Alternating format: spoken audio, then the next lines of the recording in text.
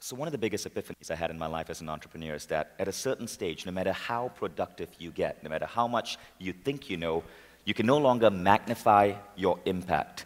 The kind of guy who likes doing a lot of stuff, running nonprofits, starting multiple businesses, working on projects, blogging, writing a book. But I realized that unless I learn to close myself, all the productivity tricks in the world aren't going to get me to where I want to be. And since cloning still isn't a technology that's a reality for us, I decided that the next best way would be to find, attract, and recruit people whom I can work with, people whom I can groom, people whom I can trust to work with me to help me move towards my mission. And in the course of this, I stumbled upon something else.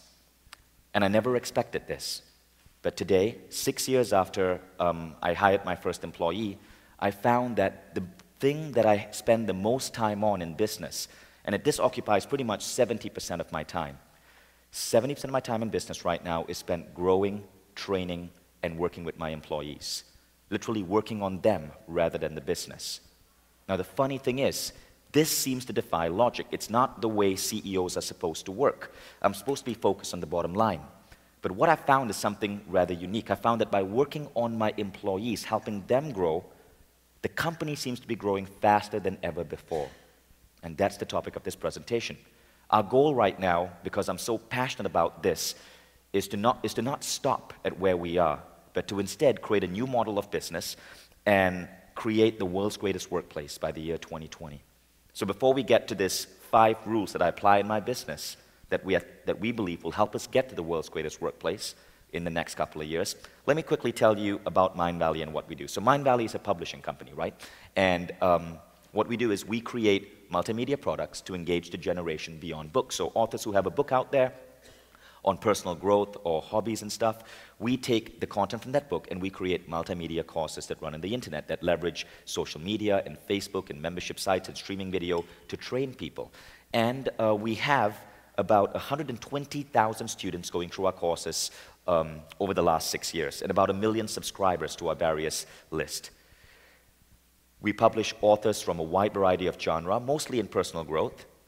And one of the cool things about being in this movement is that a lot of the ideas from these authors seep into your business. So Mindvalley over the last couple of years has become a pretty interesting company to work for because so many aspects of the personal growth movement get infused into our company DNA. As a result, for the last 4 years, we've consistently won this award called the World's Most Democratic Workplace. We were the first company in Asia to win. And it's an award given out for companies based on the happiness level of their employees.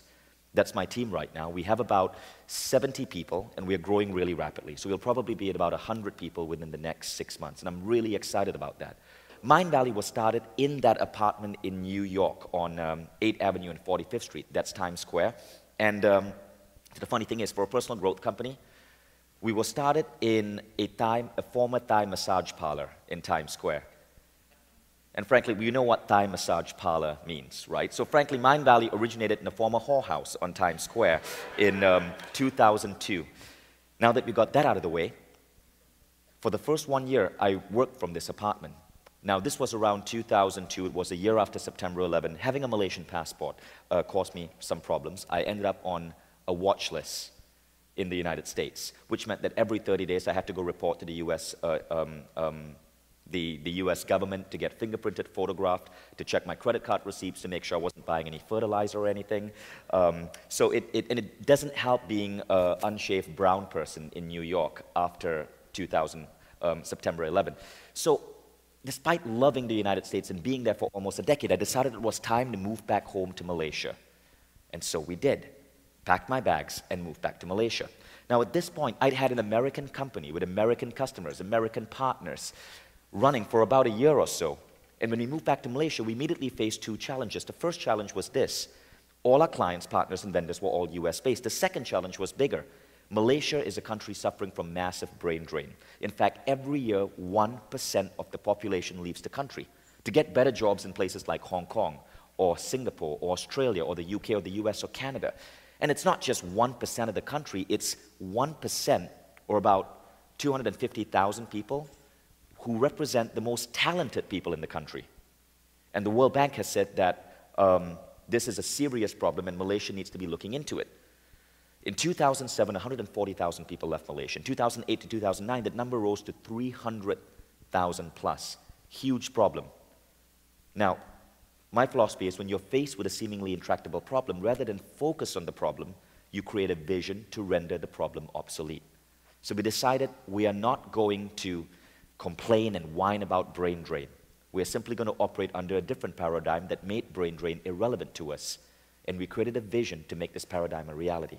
That vision was, we are going to build the world's greatest workplace in Malaysia, despite the brain drain, despite everything else. The world's greatest workplace will be built in a developing country. And we want to do this not because there's an award or a competition we want to win. We want to do this because we feel that, especially in Asia, in a country like Malaysia, where people are leaving in droves, if we could pull this off, we could change the course of history for that country.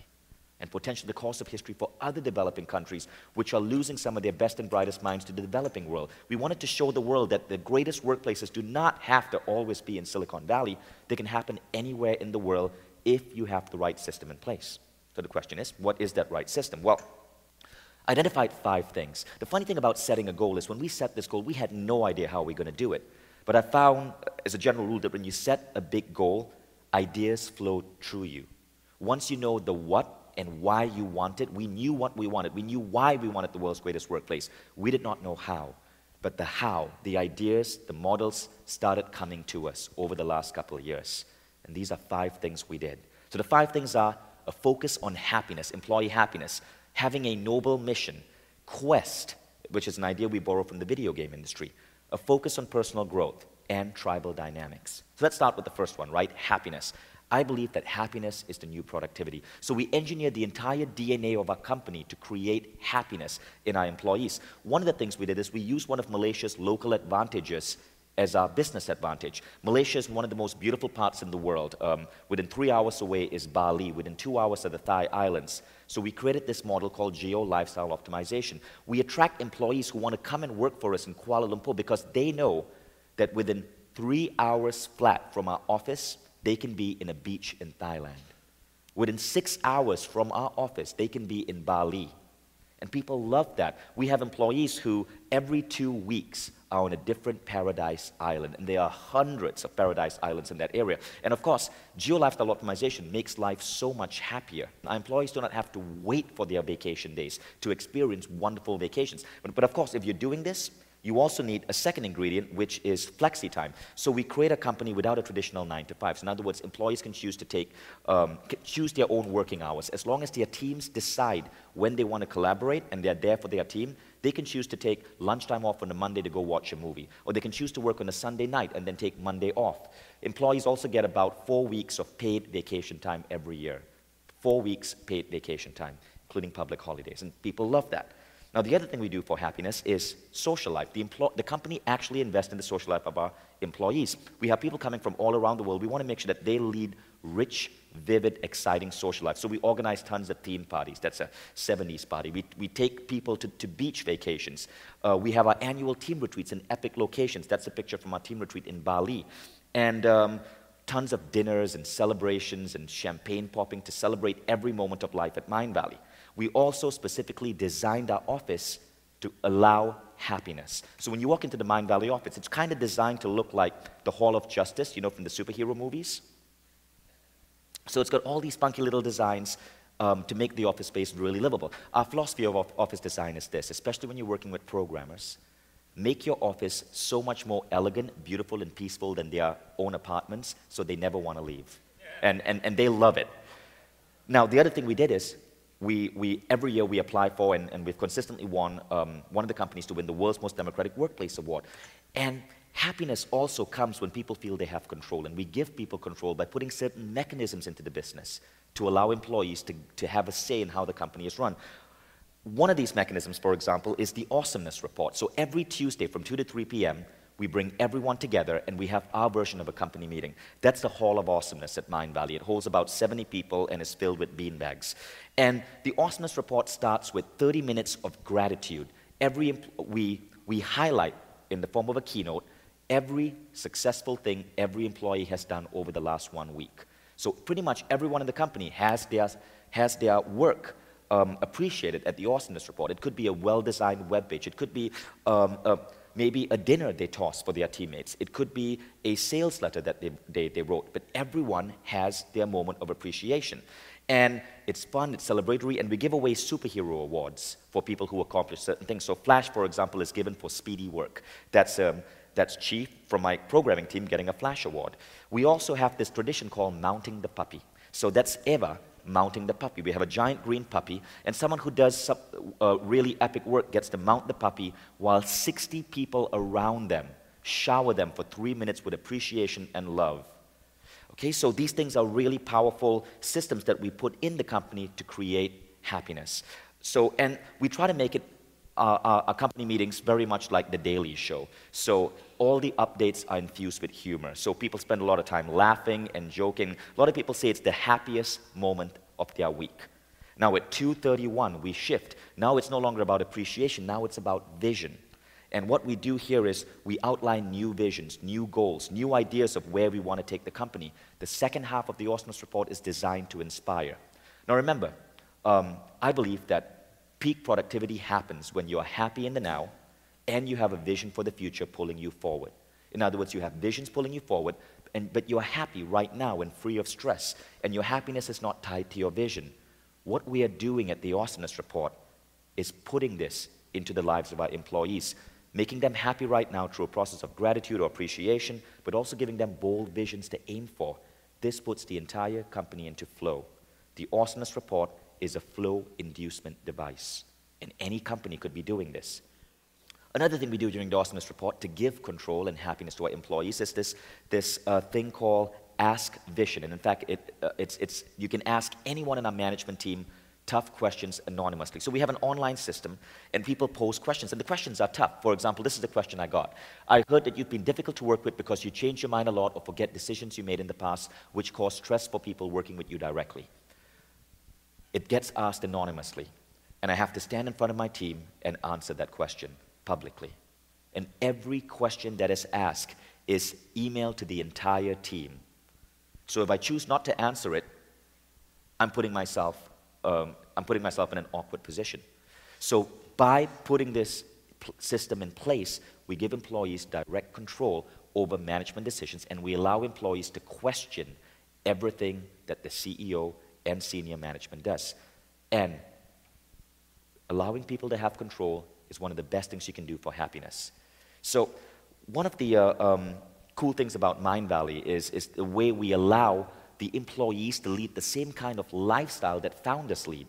And we do it by flexi time, by attractive bonus checks, and by giving them a beautiful office space and geo-lifestyle optimization. This is a really quick video about Alexandra Catoni, who's the director of Awesomeness Fest, one of our projects, just talking about what she loves about working for Mindvalley. I found out about Mindvalley back in, I guess it was early 2008, and immediately applied for an internship here. Why? Well, actually, Mindvalley is based in Kuala Lumpur, Malaysia. You might not have heard of it, and if you have, you've probably never been here. But let me tell you why it's one of the coolest places in the whole wide world to live. It's central to Southeast Asia, which means you can travel a ton. In the past 3 years, just to give you an idea, I've probably gone somewhere about every month. I've been to Indonesia, Thailand, Cambodia, Australia, China, India, the Philippines. Literally, I've been a crazy number of places, and it's all because of living here in Kuala Lumpur, Malaysia, and because of the flexibility that Mindvalley offers its employees. I'm able to pretty much work whenever I want. It's all results-based, and travel whenever I want, which is really exciting. So if you're looking for freedom and for fun and a place where you can learn and grow while, you know, getting paid at the same time, then I definitely recommend you check out Mindvalley. And you can get a 10 like that. Once you learn to do this, you create some of the most loyal employees imaginable. Now, of course, that's the second thing, right? It's called a noble mission. Tony Robbins said that deep down inside, all of us have two great spiritual needs: the need to grow ourselves and the need to contribute to the world. This idea comes from those two great spiritual needs. primarily the second one, the need to contribute to the world.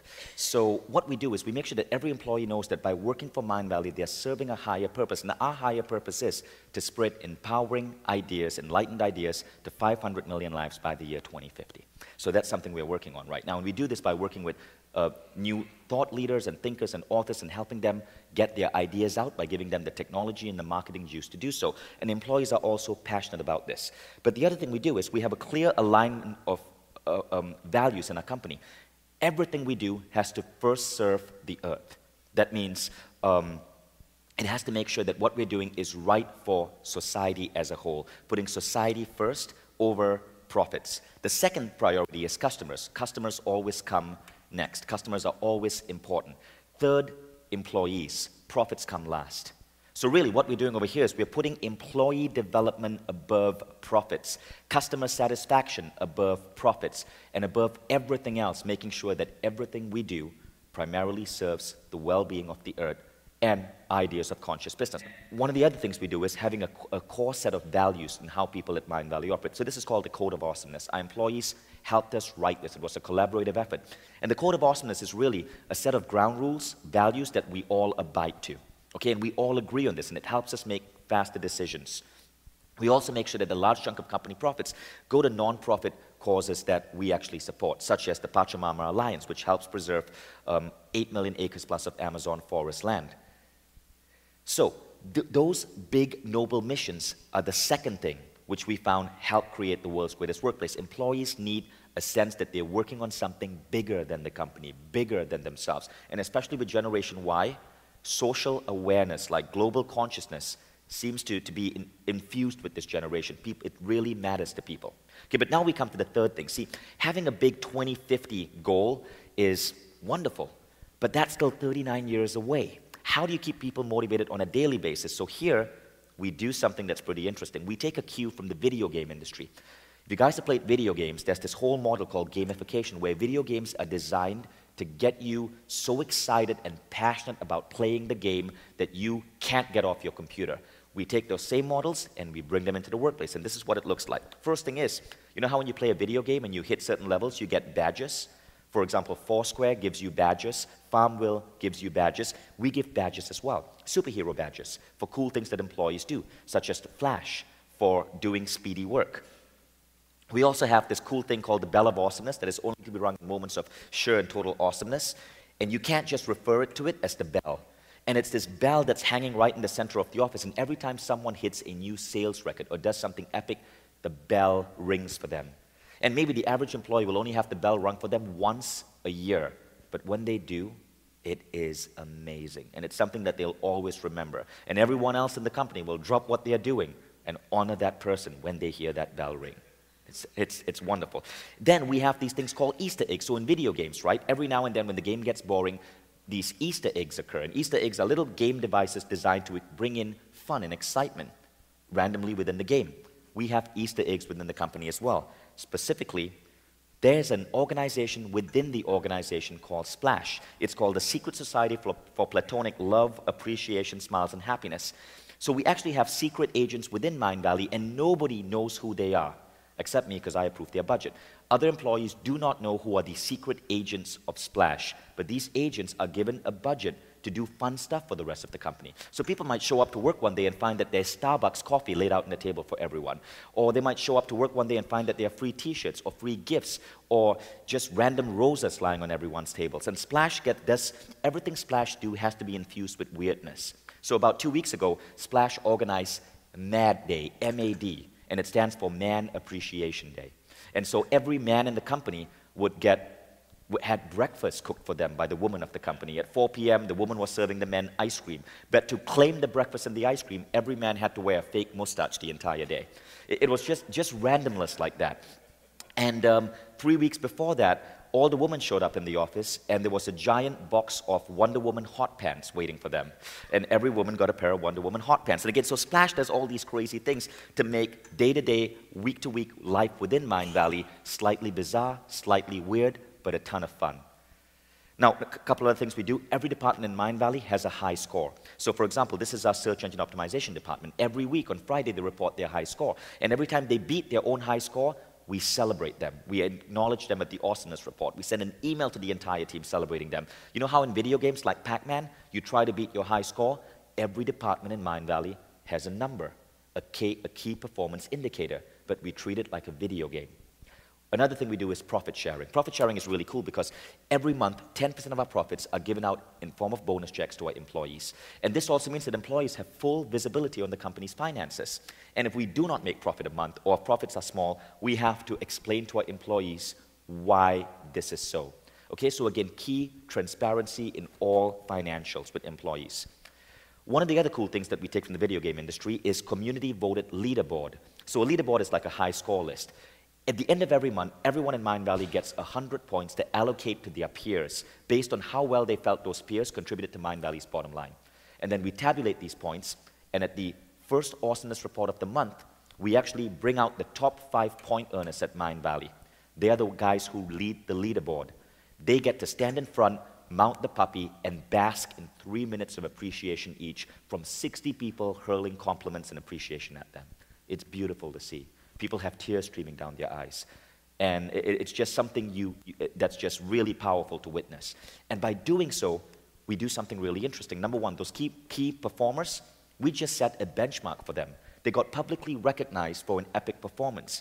Now, there is no way they're going to let that benchmark fall. There's no way they're going to let that performance level slip because we've made it public. But the second thing that happens is all the new people who joined Mindvalley that month, we just allowed them to witness what it takes to be a star performer. So we are simultaneously keeping our star performers at a certain level, and we are giving our new recruits a vision of what it takes to become a rock star. Works wonderfully. One more thing we do is, and a couple of employees came up with this one weekend. It was a simple programming project, but it's called the Mindvalley One-Up Emporium. We also call it the Love Machine. Basically, you get to log into the system and send a token of appreciation to another employee. And you know, Richard Branson has this quote, like flowers flourish on water, people flourish on praise. But when you're running a 70-person company, I don't always know what someone, say, in a department far away from me, like customer support, is doing every single day. And I may not be able to praise them. So we democratize the process of praising. People get on the Mindvalley's One-Up Love Machine and issue a little token and then a note of appreciation to their peers. So people will send stuff such as a Nyan cat, Leanne B. telling Brian, cheers for helping me out today, you're a rock star.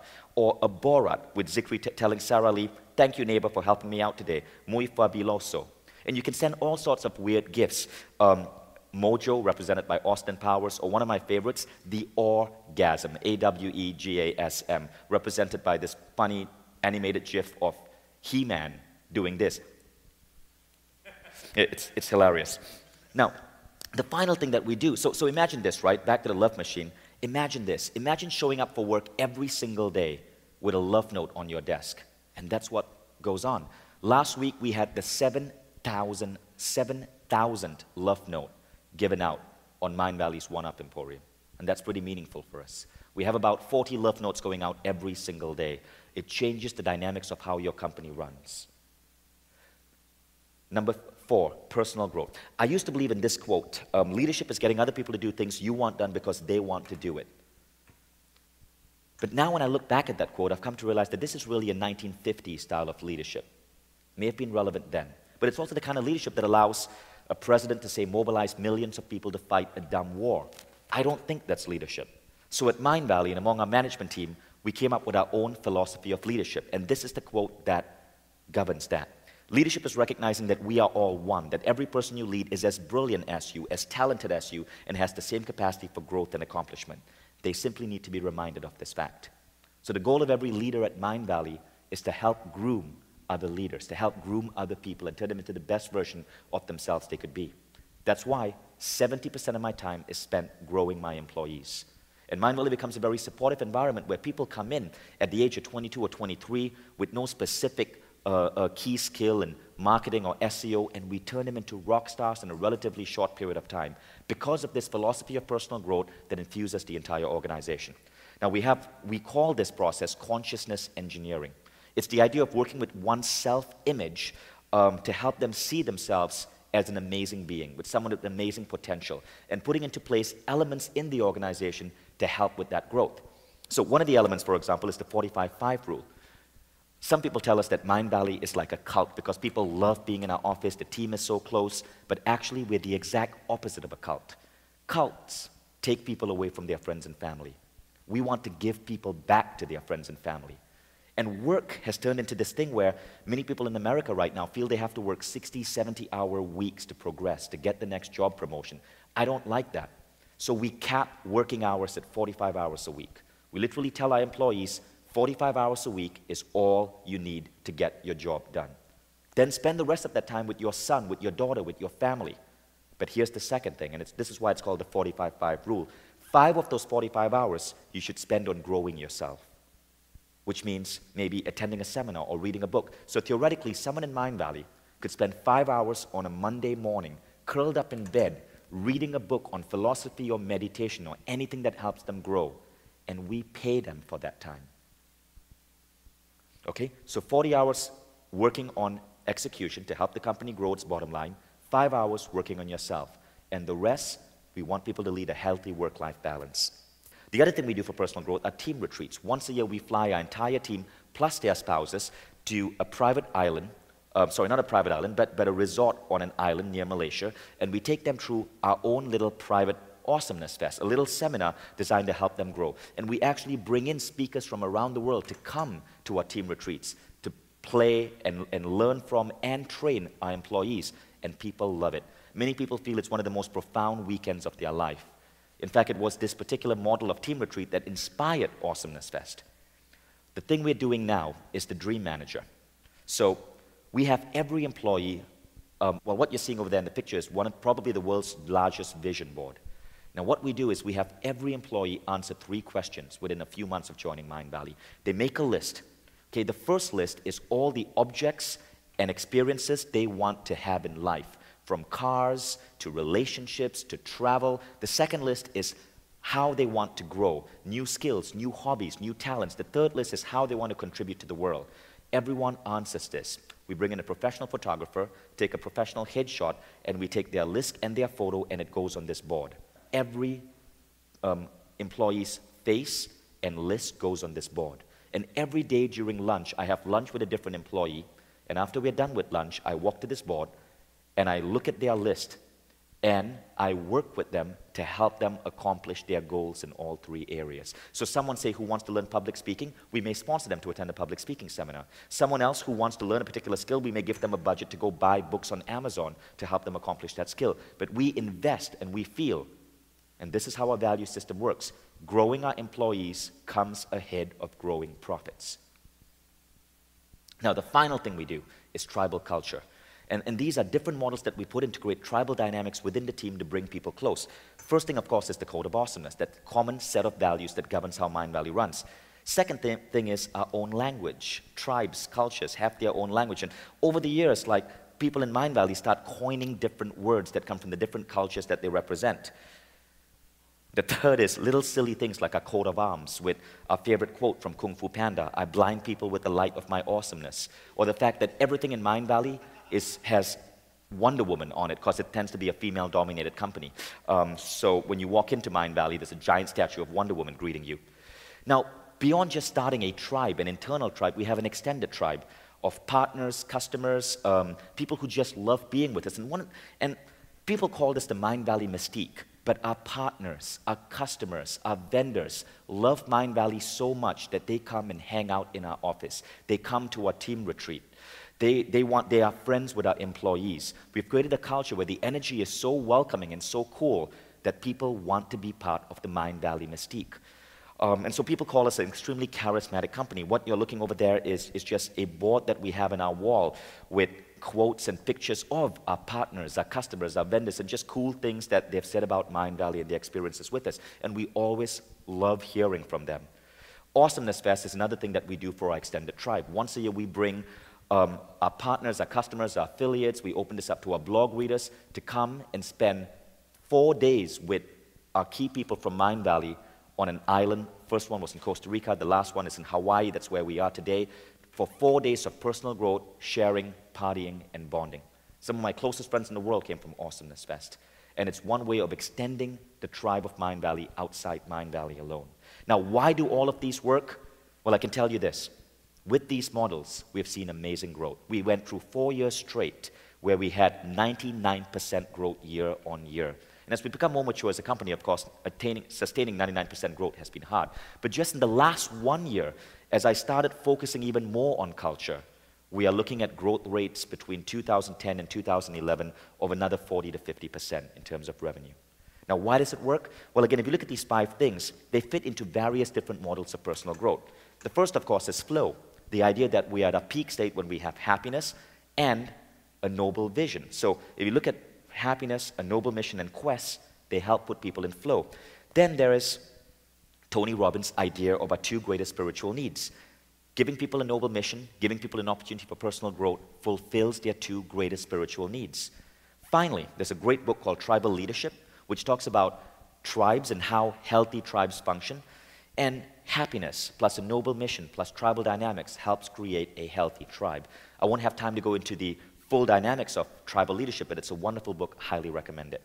Now the result is this, and this is my favorite part. I love sharing the result because people tell us that this shouldn't work. People tell us that as a CEO, I need to change my priorities. I shouldn't be spending a 1-hour lunch getting to know an employee and understanding their goals because my time is worth so much more. And I could spend that 1 hour optimizing one of our websites or coming up with a new branding campaign. But this is the result that we are getting. And this is why I keep doing it and why I encourage other companies to rethink the way they feel business should work. We get loyalty, innovation, hard work, fulfillment, impact, revenue growth. All of these are typical, but I want to share with you the result I'm most proud of. It's the result we've had on our employees and on people applying the Mindvalley. Now, the first thing is we become a really attractive company. It's so competitive to get into Mindvalley that we no longer accept resumes. People have to create a video cover letter, and we get video cover letters from all around the world. If you get on YouTube and you put in Mindvalley cover letter, you'll see video cover letters, hundreds of them, from smart people all around the planet. And take a look at this video cover letter, for example. This woman spent 250 man-hours creating an animated film, a pencil-drawn animated film to catch our attention. This is the talent we get. Of course, we hired her. Her name is Gloria. She now runs a video team. But imagine having people put in all this time and effort to want to work for your company. You end up attracting some of the greatest minds. And as a result, we also rethink how we attract people. If you're just hiring from the United States, you're only tapping into 5% of the global population. We hire internationally. And as a result, our 70-plus team now comes from 30-plus countries. We have 40 languages spoken in the office. Of course, the common language is English. Everyone speaks English. And all these diversity in this culture creates this really amazing place to work. It's like being in the United Nations. In fact, people tell us that this is the happiest place they've seen outside Disneyland. Some even say it's happier than Disneyland because there are no queues. And that's our team at one of our team retreats. I love spending time with my team. One of the weirdest things about Mindvalley is this. I dislike the weekends. I love Mondays. I love getting up on Mondays and rushing to the office. I love the weekends because I get to spend time with my family, but I see my family every day anyway, but I just love being in the office. It energizes me. It fuels me. And people in our team feel the same way. You can be at the Mindvalley office at 2 a.m. on a Saturday night, and there'll be people having a dance party in our diner. That's what the culture is like. The greatest thing, though, is the impact on employees. And Mindvalley has become this company that is inspiring many of our employees and other businesses around us to do epic things. Katerina Zakharova joined us from Slovakia, worked with us for 2 years. She goes back to Slovakia, is now a published author, and runs her own blog on women's empowerment. Amir Ahmad joined us as an intern. He's from Sudan. He worked with us for 2.5 years. Amir has gone on to start a blog on Arab politics and democratization of the Arab world. And with the events that happened in Tunisia and Egypt in January, he's become a world-class speaker. He just spoke at the World Peace Forum in Oslo, spoke at MIT, has been invited to speak at Harvard. He has a book coming out. He just got interviewed by Ken Wilber. And a lot of the skill he learned while being at Mindvalley.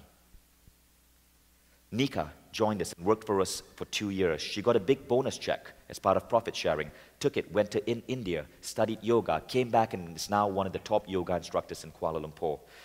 Kylie worked for us for 2 years. He was 22 years old when he joined Mindvalley. He went on to start a company, GroupSmall, that eventually got acquired by Groupon and is now the co-founder of Groupon Malaysia. Cecilia worked for us for 1 year. did SEO at Mindvalley for 6 months, goes back to Italy, starts her own SEO blog, becomes one of the top SEO consultants in Italy, then sold her company back to Mindvalley, and is now co-founder of Mindvalley Italy. 15% of everyone we've hired have left Mindvalley and started a company. 15%. I've maybe hired 120 people, maybe anywhere between 100 to 120 over the last 5 years, and 15% of those have become entrepreneurs. And the other cool thing is this. An additional 10% have become Mindvalley-funded entrepreneurs. Here's Juan's story. We hired him from Argentina 3 years ago. He's now the head of Mindvalley Latin America, which is about to have its first $1 million revenue year. Let me tell you what happened after being 2 years at Mindvalley. Basically, I started my own business, which now it's called Mindvalley Hispano. We did over $500,000 in sales the first year, and I was that type of guy that was always kind of with ideas in his head and trying to go into business, but I never did it. If you have an idea that you want to get rolling and you want to have skills to make it work, come to Mindvalley. You will have an awesome time here. You will learn how to create a plan, how to execute against that plan, and how to innovate. What else can I say?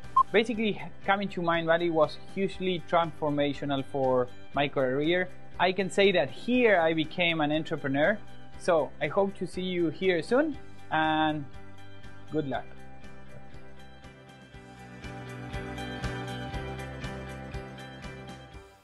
So in the last 2 years, we've had employees start Mindvalley Poland, Mindvalley Hispano, Mindvalley Russia, Mindvalley Italy, Mindvalley India, Mindvalley Printing, Mindvalley Persia, Mindvalley Arabic. 1, 2, 3, 4, 5, 6, 7, 8, 9. Nine out of the last 110 people we have hired have become a Mindvalley-backed co-founder and entrepreneur. So we are literally pretty unique in that way. 8% of everyone who has ever worked for Mindvalley has started a company within Mindvalley and been turned into an entrepreneur by Mindvalley. Another 15% have started their own company outside Mindvalley, putting a grand total of 23% of all our employees becoming entrepreneurs in their own right within 3 years. That's the impact of this. And as a result, I have an amazingly loyal team. That's the team we call Mindvalley Planet. It's all the Mindvalley-backed entrepreneurs. And it's really exciting because I never feel lonely. It's my own private mastermind. And so all of that is what we put together. And our goal is this, to change the way business works, to show businesses, especially those in developing countries, that the world's greatest workplace can be done. It's achievable. And you can do it without sacrificing profits, without sacrificing time. It just takes a new vision, a new way of looking at business. And we believe we're going to do this in the developing world in the next 4 to 5 years. Thank you.